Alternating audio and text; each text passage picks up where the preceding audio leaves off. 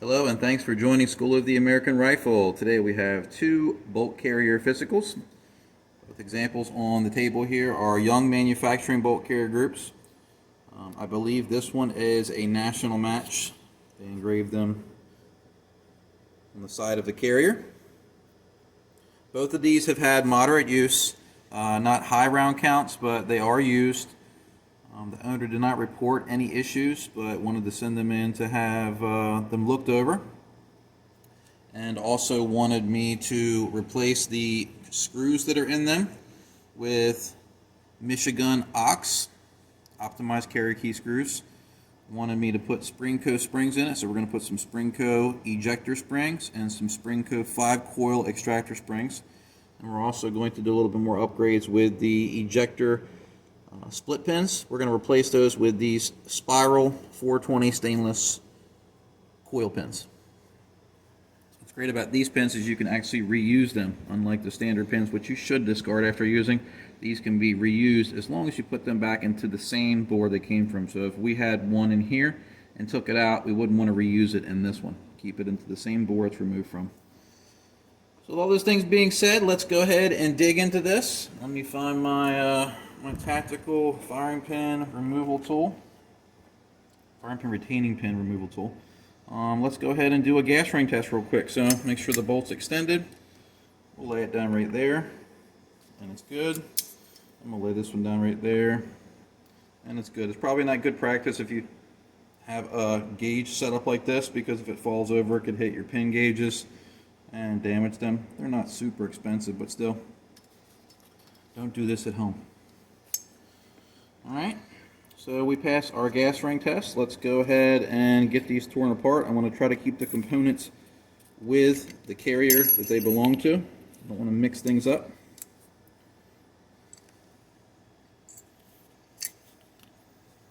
It's been a little while since we've made some videos like this, so I might be a little bit rusty as far as the explanations of stuff goes, but we'll get through it together.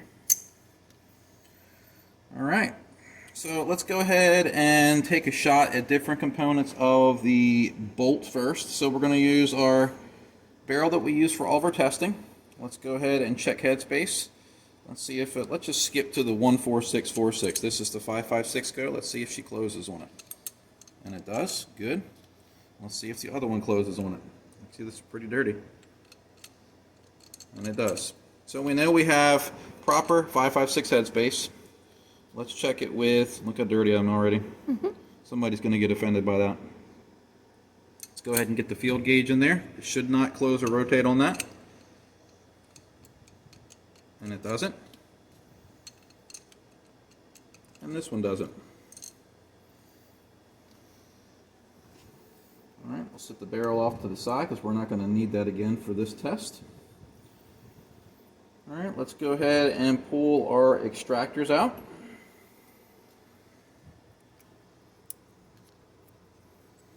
There's one.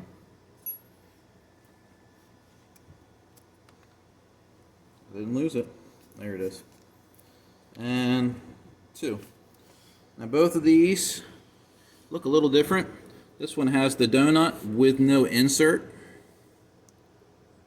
which is what I prefer to see. Either the insert or the donut, not both. And then our other one here actually has an insert and the donut. Now, something I don't always show in video, but I do this when I do tests. You don't want to use your firing pin as a punch unless it's an emergency, but you can use this to examine or test your insert. Perfect material to see if this still has give to it. The little insert should feel like it can be crushed and give and basically have some give to it. If you put this one here and it's rock solid, you know that the insert has basically reacted negatively to some kind of chemical, maybe a solvent or oil you're using. Some of them are just poor quality. So you can use this to test the insert. So the insert on here is good. But as I mentioned in other videos, normally when you see the donut or O-ring and an insert, it means that you have a poor quality spring, which is what we have here. This is a really short and weak spring. You're not going to be able to see it on camera because my fingers will hide it, but I can mash that spring with my fingers. They should be a little more stiff than that. But that's going to get replaced anyway, so let's go ahead and pull the insert out, because we are going to reuse that. And we'll put the spring off to the side. We'll put the donut off to the side. Now the other one, that one, the spring is again somewhat poor quality, and then we have our donut. What I'm going to do is I'm going to make both of these the same, and I'm going to grab an insert off camera real quick.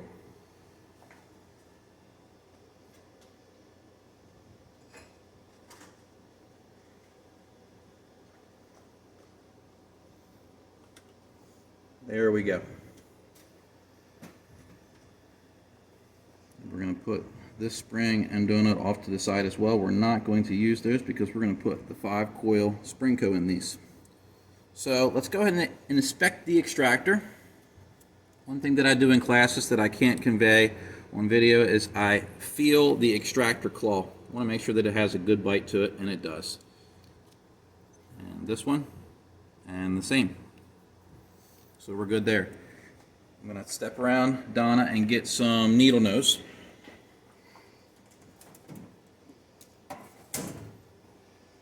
When I'm putting the extractor springs in, I use these needle nose. These are cobalts, but basically you want to have something that has a really fine tip to it so you can really get a good purchase on the spring like this. So let's go ahead and get our new spring assembled.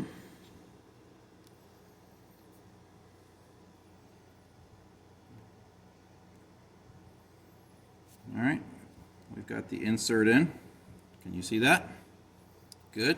Now what we're going to do is we're going to put it into the extractor. Now some people, what they'll do is they'll just put this in here and just try to mash it in there, or they'll get their needle nose or a vise and they'll just try to crush it into that hole. You're going to damage the spring. Don't do that. What I recommend is putting it in here and then following the contour the way the spring is wound. This one we can go clockwise with it. We're going to try to rotate it, and look, we cannot get that to seat. Some people will just flip the spring around like this and they'll put it in there and let it sit. That will work, but what happens is when you take your bolt apart, you might drop this spring and lose it. It's supposed to be captured. So let's just put that one off to the side for now. We're going to have to do a modification to make this fit. Let's get our other spring out. Let's get our insert.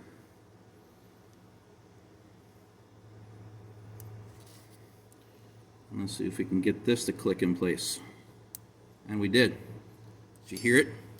And then what you can do is you can take your pliers and you can just give it a little bit of a snug, a little bit of a crush, but don't go crazy with it. You're just trying to align it.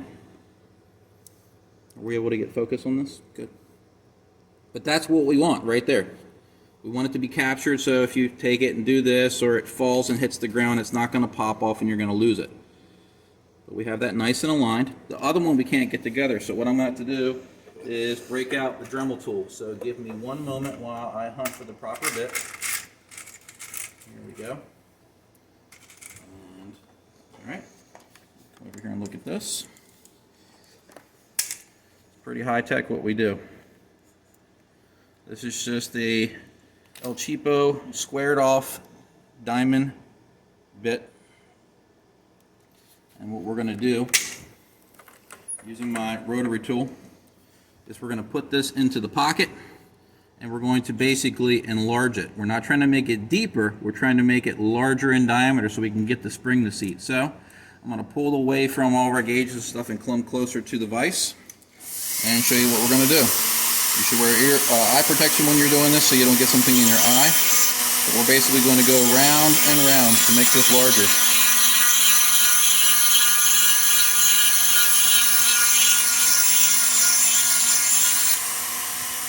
And normally you want to go a little bit slower and check more frequently, but I have a good feel for it because I've worked on a couple ARs. And we might have to go a little bit more here. Let's see if we had success though. There we went.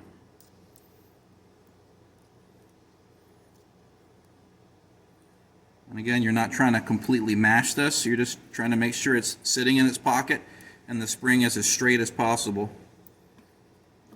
And again, I'll just go ahead and drop it a couple of times to show you that it's going to stay in place. It's not going to flop out of there, and you're golden.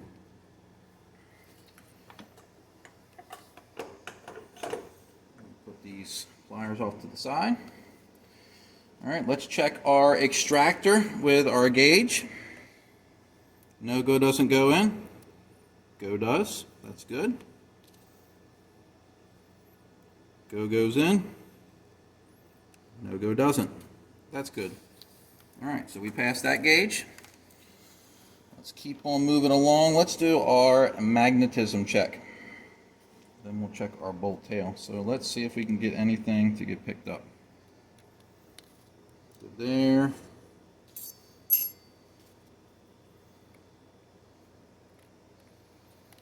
Pretty uneventful so far.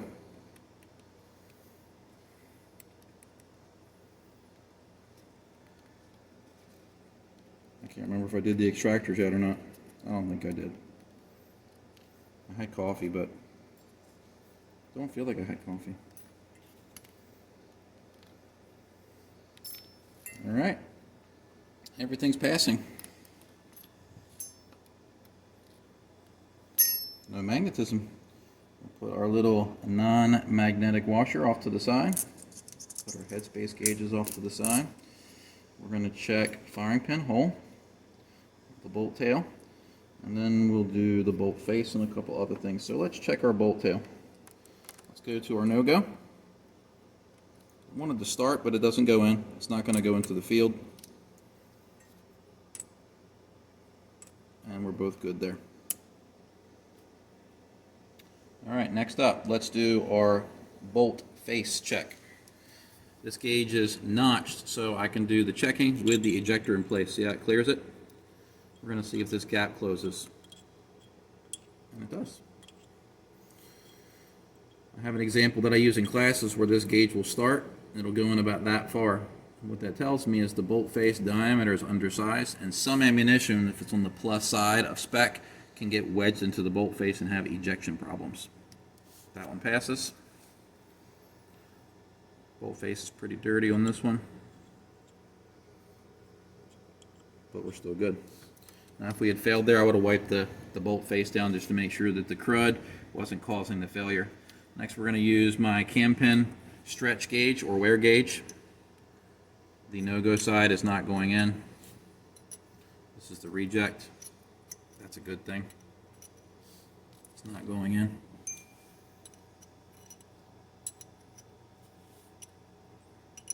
Both perfect.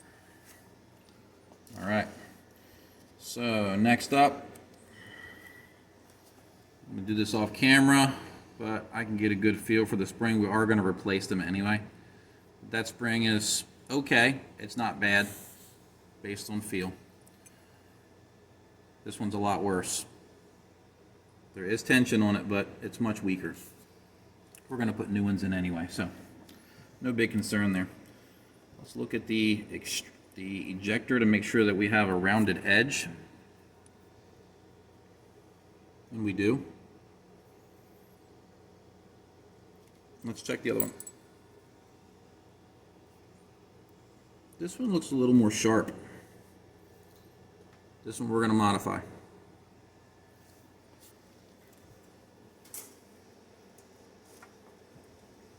So let's go ahead and pull that one apart real quick. We'll get the the ejectors replaced while we're working on them. So I'm going to break out the bolt vise. This is made by Brownells Sinclair. It's going to lock the bolt in here.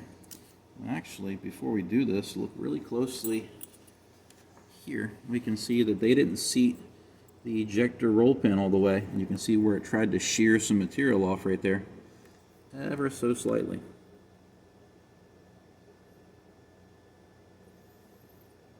Always need to make sure that that roll pin, it's almost sticking out there too, is seated all the way. It was only on the one side. We're going to drive that out. Let me check the other one real quick. This one is not sticking out yet. Nor is it there. So just one of them had the issue.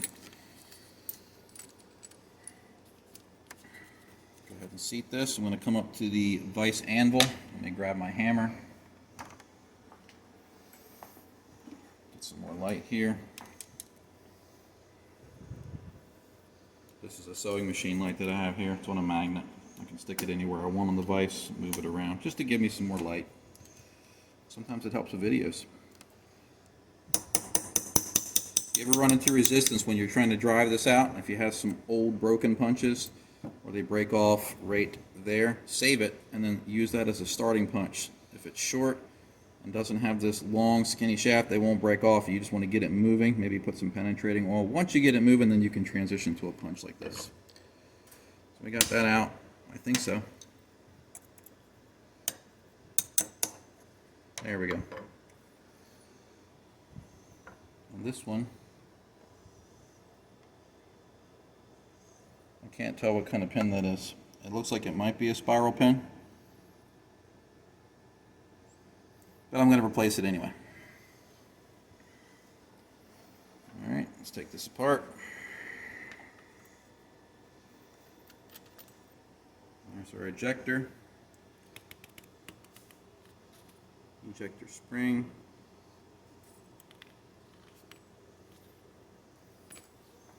Now we're going to do a really high-tech modification here to this ejector. Get yourself a little corded or cordless drill. Put it on your bench. Get yourself a flat-faced diamond file.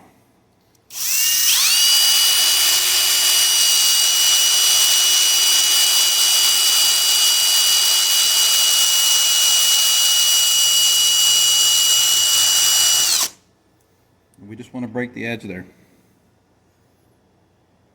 Just round it out a little bit. We can go a little more aggressive.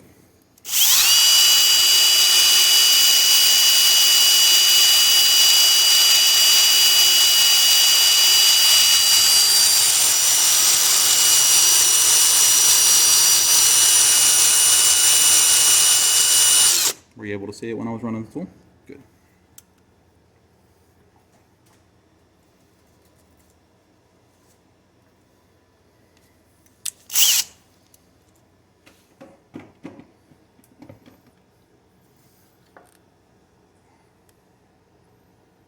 Little tiny 45-degree bevel on it.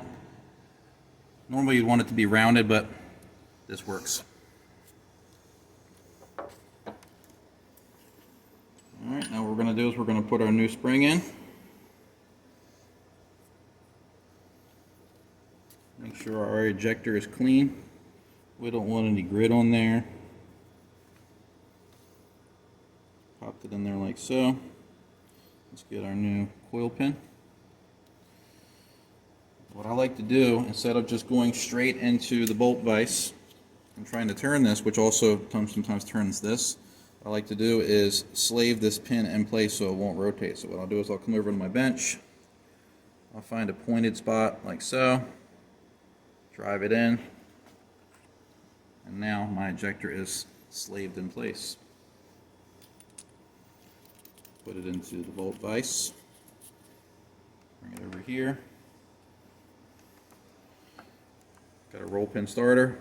Gonna hold my spiral pin. This works as a gauge. If your roll pin doesn't fit the proper size holder, guess what? Your roll pin or your spiral pin's the wrong size. Some kits will come with the wrong size pins and people will try to drive them in. So I started with the roll pin starter, and then I'm just using an El Cheapo Chinese punch here, something that's fatter than the roll pin or spiral pin. Use that to drive the pin in. If you try to use something like a regular roll pin punch that has a nipple on the end, it'll mushroom out a pin if it gets resistance. So you want to avoid doing that. I only use roll pin punches to set or to drive them completely out of their bore. So let's go ahead and see if we are below the surface. There we are. And we're below the surface there. Let's do our check with our brass punch. Oh yeah, we have good tension there. We're slipping off, but if you notice I use brass. I don't want to scratch something up with steel. So let's put that back in place. That's done. Now let's go ahead and swap that other one really quick. I'm going to try to move faster on this one.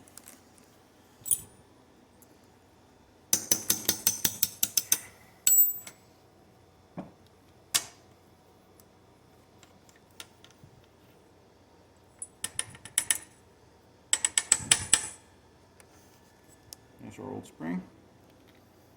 Get our new one. Coil pin. Put our new spring in.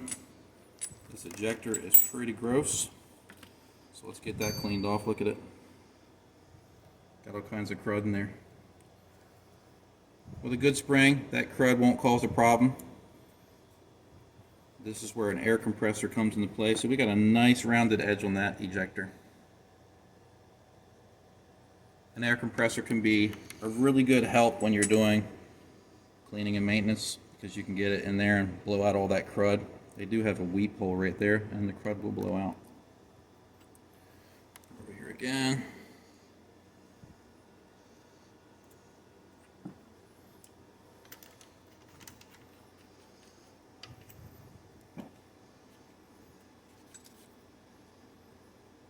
Normally I would put grease on both ends of this. The grease holds it onto the holder, and it also helps it find its way into the bore. Or finds its way home. But anytime I say that in the class, people start quoting Happy Gilmore nonstop. Go into the hole. It's your home. Good tension. And we're flush below both surfaces. Alright, so our spring swap is done. Old springs, old donuts, old roll pins. Don't let your gauges do that. There's an old spring there. I don't know what happened to the other roll pin, but oh well. Hammer up.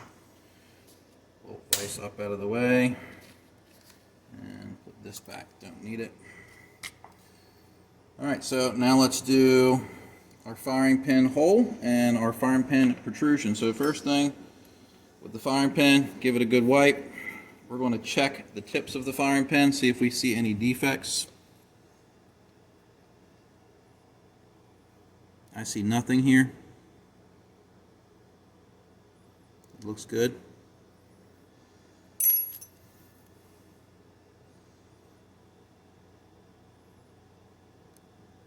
This one I thought I saw something, but I didn't. It's good. All right, make sure that you have free movement. I do. This past week's class, we actually had a firing pin that the tip was too large in diameter, and what was happening is they were getting like 0.011 for protrusion. It was like poking out this far, and it's because it was bigger here than could make it through the hole there. We have that now in the bins of shame. But just something to check for. You don't even need gauges for it. Let's go ahead and get this flush. Zero it out. 0.228, we're at the minimum. Still passes though, 0.285.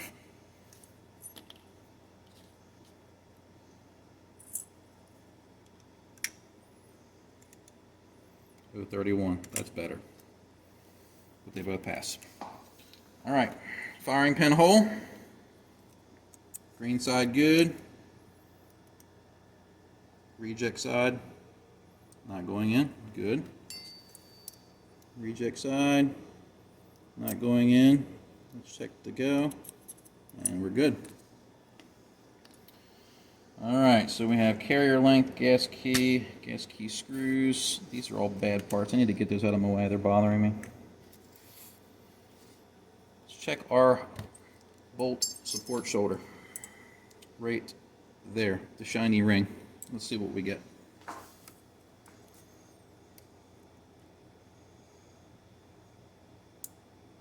.5283, that's good. I'd like to be 528 to 530, 530 being better, but it doesn't have to be.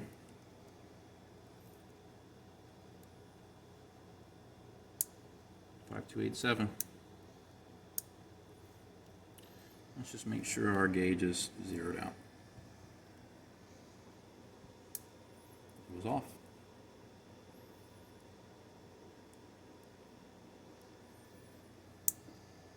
Let's check it again.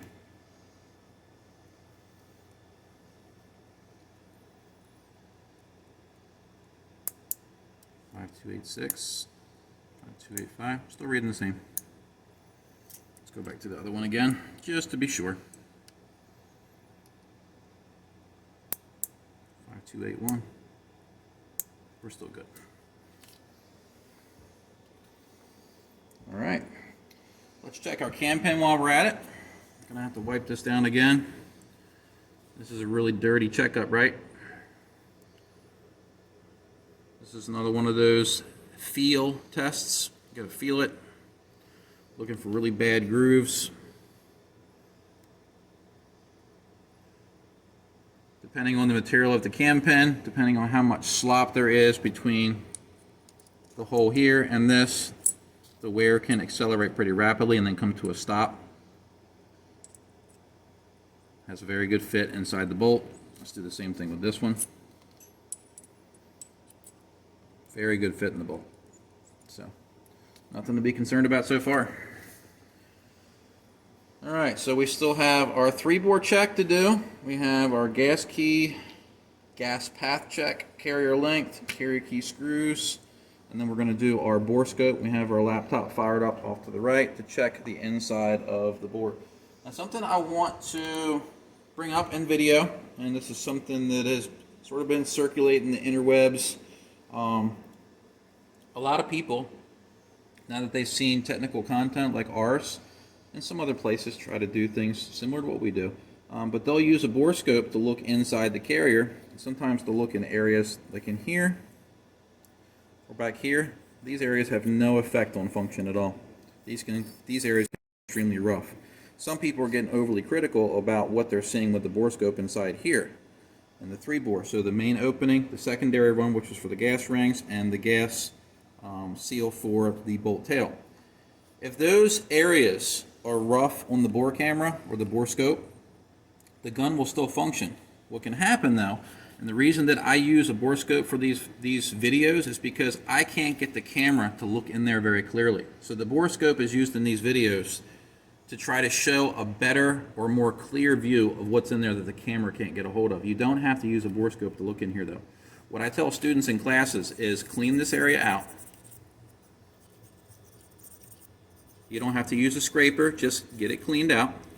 And what you do with a light, and I'll use these little pen lights. Well, that's supposed to stay in place. I'll use these little pen lights. These are actually a gift from a student. And I'll look inside here. And I don't know if the camera can catch this. Not really. And this is why we don't use this. But this is how you would check at home or in your shop. Look at this with the naked eye. If you can see machining lines with the naked eye, you probably have an issue with the quality of the carrier. That being said, the only run that really has to be smooth is the gas ring run, which is the secondary run. If this main area here in the opening is rough, it's just going to be a little bit rough on the support shoulder there on the bolt. If the tail area is rough, it may just foul up a little faster. But the secondary run, where the gas rings ride, right in this area, that's the part that should be smooth. If it's rough, it'll wear your gas rings out at an accelerated rate.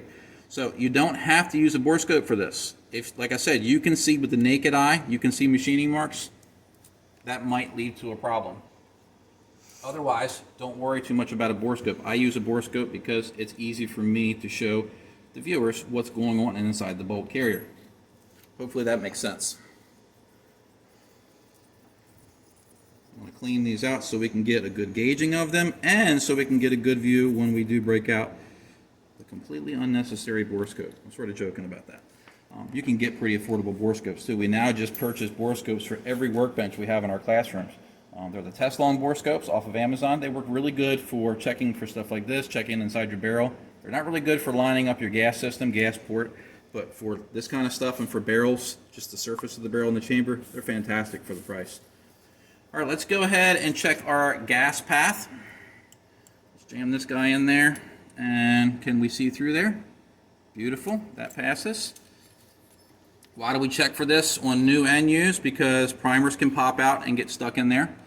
And I have seen examples of brand new bolt carriers where they didn't drill a hole in the gas key or in the bolt, and you don't get gas path. So bolt carrier doesn't work. We're good there. Let's check the length of our carriers.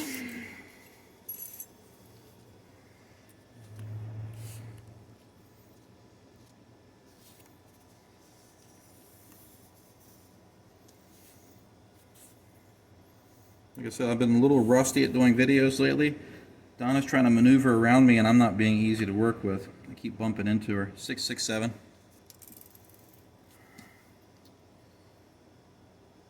Some of you who watch videos will occasionally compliment her work. I appreciate it. 668. This one's a little bit nicer. We just don't want it to be triple sixes or lower. Carrier is too short, what can happen is it can cause your buffer to follow, and then if your retainer, your buffer retainer area is slightly out of spec on your lower, your buffer retainer can actually hit your buffer and cause problems, especially if you have a short carrier. So having it the proper length is important to minimize buffer retainer to buffer impacts. Alright, so we're all good so far. Let's do a good visual observation of the carrier. These are hard chrome. They're normally extremely smooth.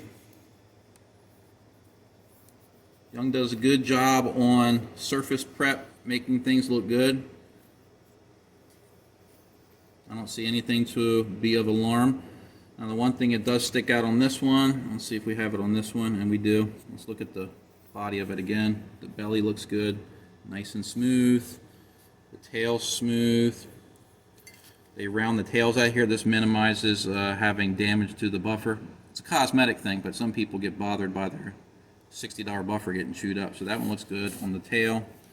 This one looks good on the tail. But the things that concern me are right here. Two things actually. Number one, there's no staking. Now, Young Manufacturing has a whole write-up about this phenomenon on their website, talking about why they don't do it. They say that if you stake, it voids the warranty. But they also are using YFS screws. These are imported screws, Taiwanese, I believe, and these are known to have issues with fracturing. Now, they don't use a staking procedure. They will usually, and I've seen it where it's not happened before, but they'll normally use a blue thread locker. I can't tell the exact number, but it's not a very high temperature thread locker. Most people who run Young Manufacturing carriers or bulk carrier groups will use them in competition rigs, and most of the time they're not going to get them hot enough for this to be a serious problem, lack of staking and that type of thread locker.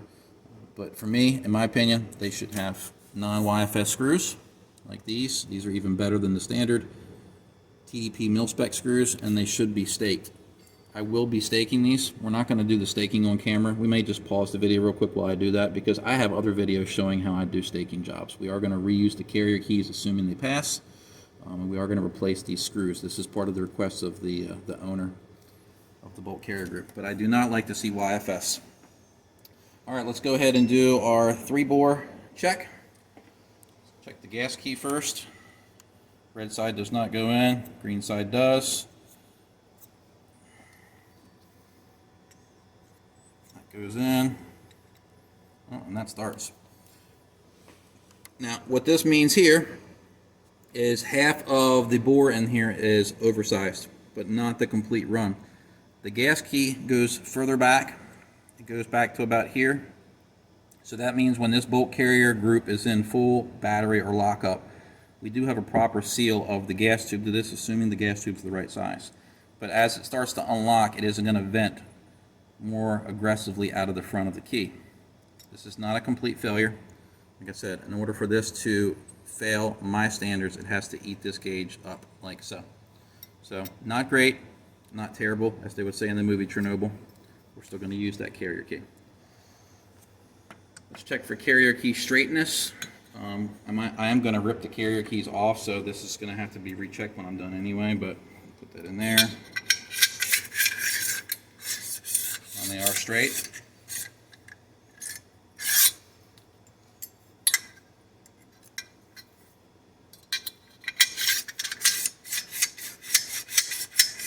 We got a problem with that one.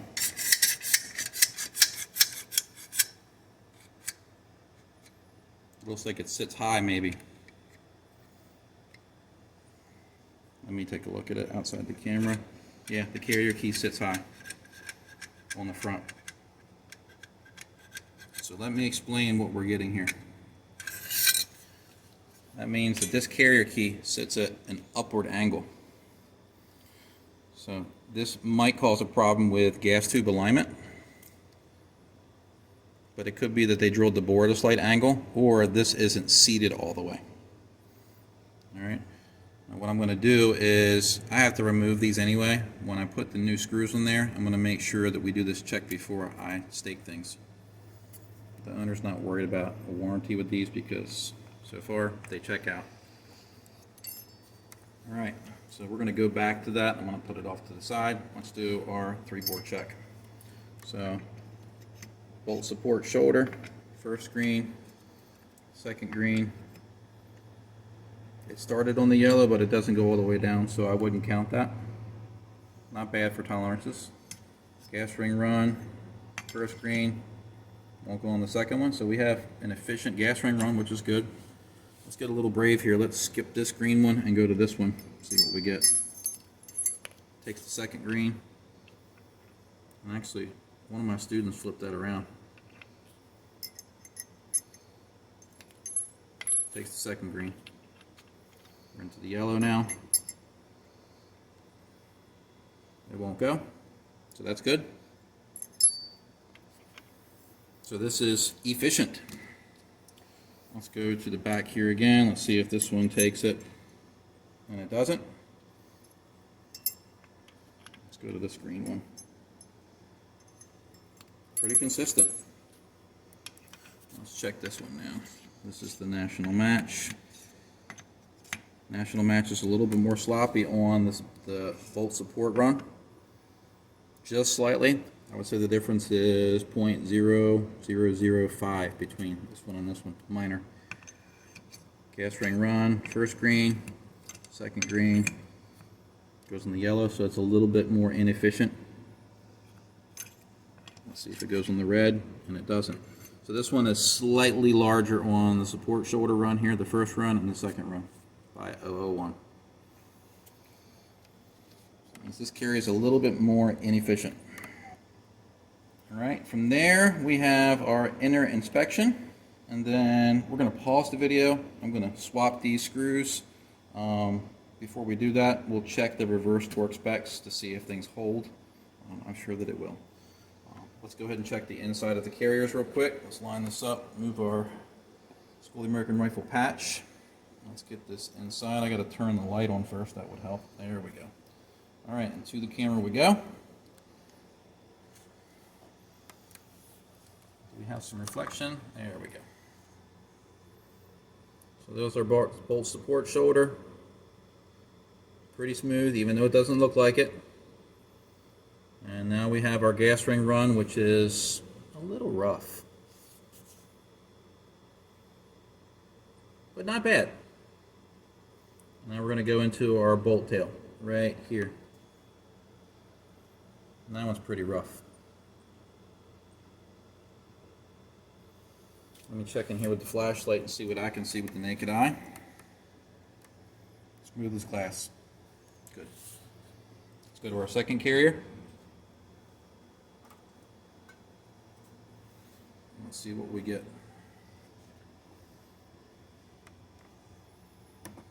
That looks good. This is our cam pin recess area. Here's our gas ring run. Gas ring run on this particular carry is a little bit smoother.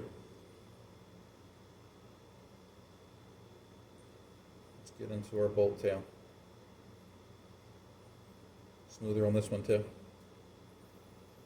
So a little bit better quality on the one that had the tighter specs. Both of them pass. All right, let's go ahead and do a reverse gas key check. Find the right screws. No.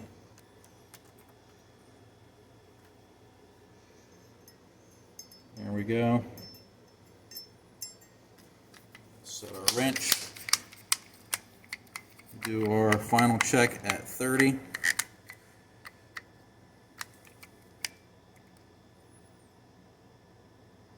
We'll skip to that. Some owners only want the check done at 20.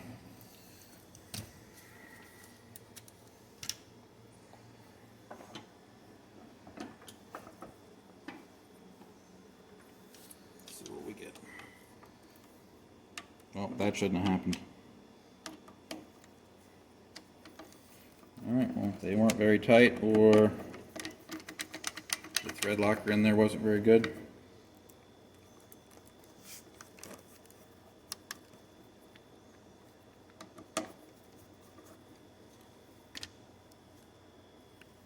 There's the blue thread locker. Can you guys see it on camera?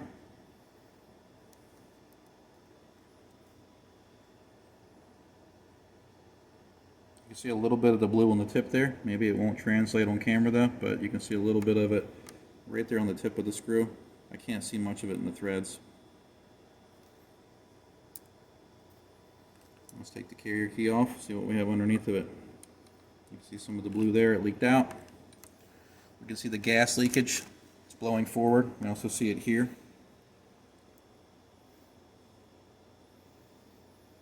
So let me grab my shop rag, clean the surface off.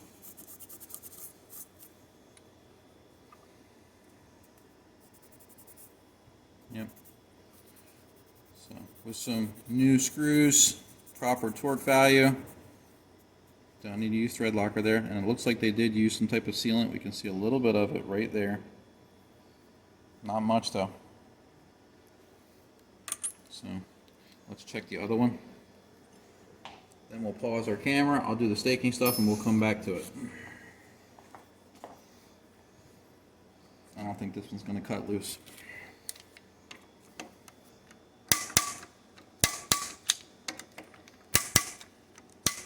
That was good. Let me get a bit driver real quick.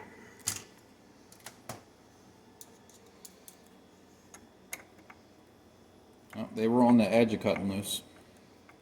They probably would have cut loose at about 35. My 30 inch-pounds is looking for the absolute worst case scenario. Complete lack of staking and under torquing. But it also doesn't account for thread locker. You can see they put a bunch of blue thread locker on that one. So that's probably why that one held in place. There's blue on that one too.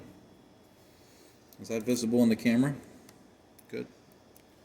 Let's get the carrier key off. And this one, you can see that there wasn't as much of a gas leak.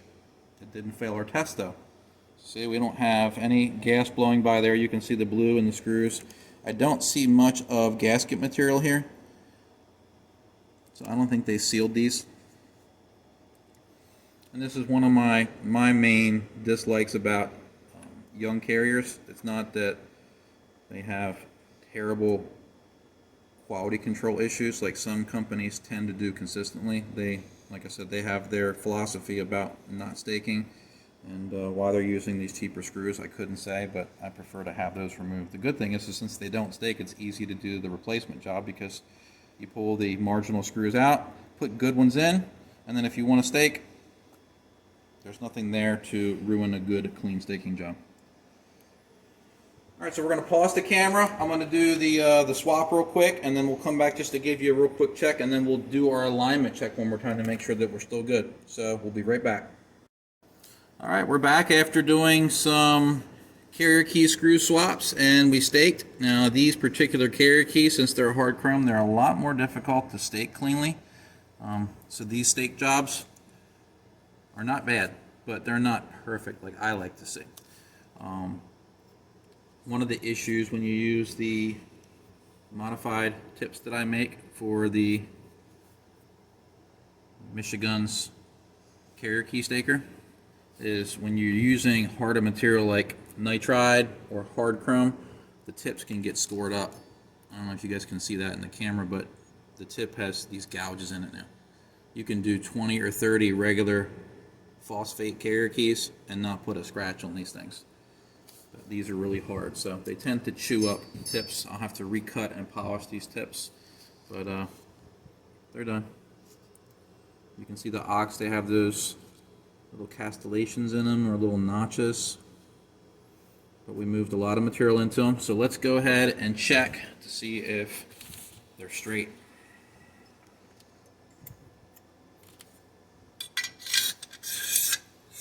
Straight.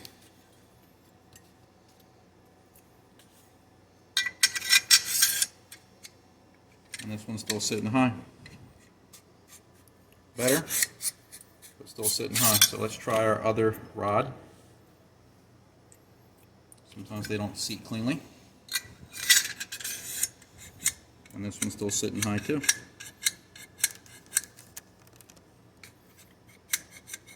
So here's what you do in a situation like this.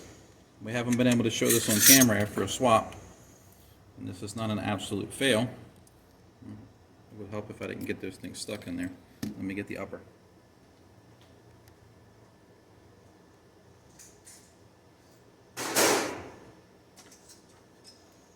Here's the upper.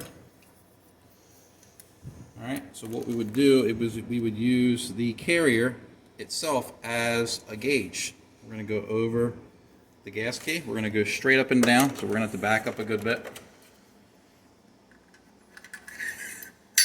Look at that. No binding. It would get hung up like this if there was an alignment issue serious enough to cause carrier key issues. So, just to show you, even though something fails a particular test that I look for, doesn't mean that it's not going to work. You have to look at the sum of parts, the recipe. Sometimes when things are slightly misaligned, something else can be slightly out of spec or misaligned, and when guess what, they marry together or they mesh, everything works out fine. So this particular example isn't going to be a problem. I'm going to have the owner double check with any carrier or any upper he plans to use this bolt carrier in to make sure that it doesn't bind. And if he does have an issue, then what that means is I'm going to have to rip off this carrier key. Of course, I have to use new screws and put a new carrier key on.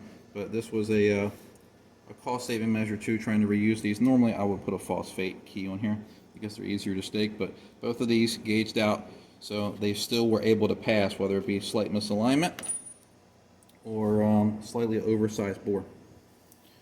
But overall, these things passed, minus the issues with the screws being loose on one example and what I consider non-optimal screws. Hope you found this video educational, and as always, remember, this is an example of 2. Thanks for watching.